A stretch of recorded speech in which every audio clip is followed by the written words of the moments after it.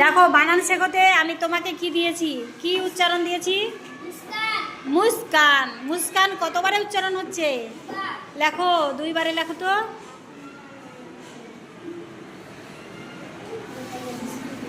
মুস একবার, যোগ কান। এবার তুমি এটাকে ইংরেজি করো। এম থেকে কি হয় রে? সরি সরি সরি, ময়ের উচ্চারণে ইংরেজি কি হয়? ইংরেজি কি সাউন্ড? এম লেখো, এম।